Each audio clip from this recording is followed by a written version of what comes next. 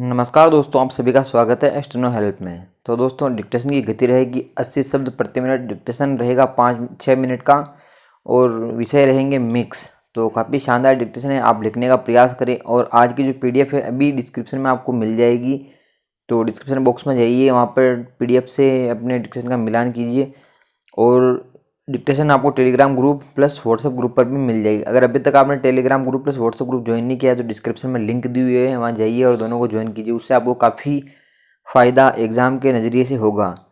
और दोस्तों, चैनल को अगर अभी तक सब्सक्राइब नहीं किया है, सब्सक्राइब करके बेल आइकन प्रेस कर दीजिए। तो स्टार्ट करते हैं। 3, 2, 1 स्टार्ट।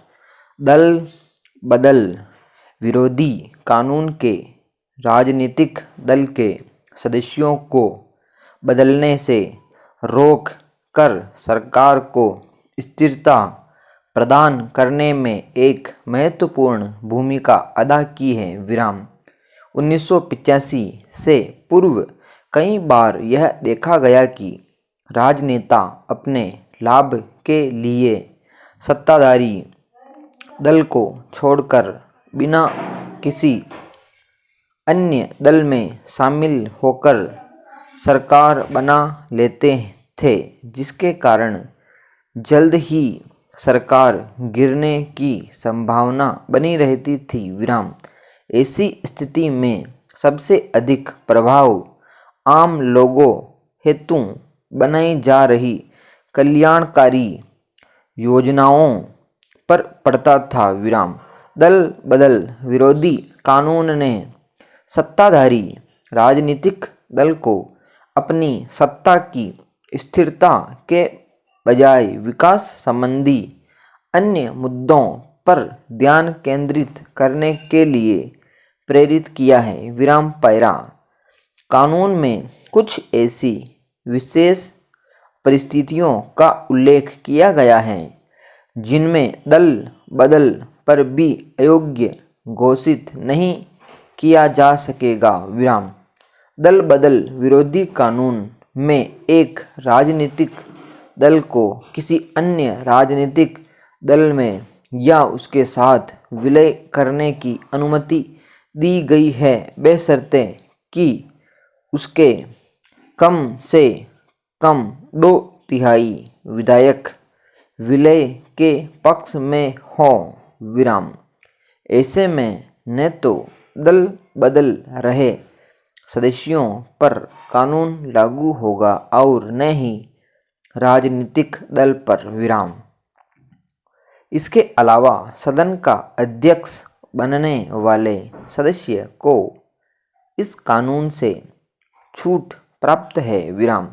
पैरा लोकतंत्र में संवाद की संस्कृति का अत्यंत महत्व है, परंतु दल बदल विरोधी कानून की वजह से पार्टी लाइन से अलग किंतु महत्वपूर्ण विचारों को नहीं सुना जाता है। अन्य शब्दों में कहा जा सकता है कि इसके कारण अंतर्दलीय लोकतंत्र पर प्रभाव पड़ता है और दल से जुड़े सदस्यों की अभिव्यक्ति की स्वतंत्रता खतरे में पड़ जाती है। पैरा जनता के लिए और जनता द्वारा शासन ही लोकतंत्र है। लोकतंत्र में जनता की सत्ताधारी होती है, उसकी अनुमति से शासन होता है, उसकी प्रगति ही शासन का एकमात्र लक्ष्य माना जाता है। परंतु यह कानून जनता का नहीं बल्कि दलों के शासन की व्यवस्था अर्थात पार्टी राज को बढ़ावा देता है। पैरा वीर सावरकर का जन्म 28 मई 1883 को नासिक के भगूर गांव में हुआ। उनके पिता का नाम दामोदर पंत सावरकर था, जो गांव के प्रतिष्ठित व्यक्तियों में जाने जाते थे। उनकी माता का नाम राधाबाई था विराम। जब विनायक 9 साल के थे तब ही उनकी माता का देहांत हो गया था विराम पैरा। उनका पूरा नाम विनायक दामोदर सावरकर था विराम। बचपन से ही वे पढ़ाकू थे विराम। बचपन में उन्होंने कुछ कविताएं भी लिखी थी विराम। उन्होंने शिवाजी हाई स्कूल नासिक से 1901 में मैट्रिक की परीक्षा पास की विराम पैरा। 9 अक्टूबर 1942 को भारत की स्वतंत्रता के लिए चर्चिल को समुद्री तार भेजा और आजीवन अखंड भारत के पक्षधर रहे विराम। आज़ादी के माध्यमों के बारे में गांधी जी और सावरकर का नज़रिया अलग अलग था विराम पैरा। वीर सावरकर विश्व भर के क्रांतिकारियों में अद्वितीय थे विराम। उनका नाम ही भारतीय क्रांतिकारियों के लिए उनका संदेश था विराम। वे एक महान क्रांतिकारी, इतिहासकार, समाज सुधारक,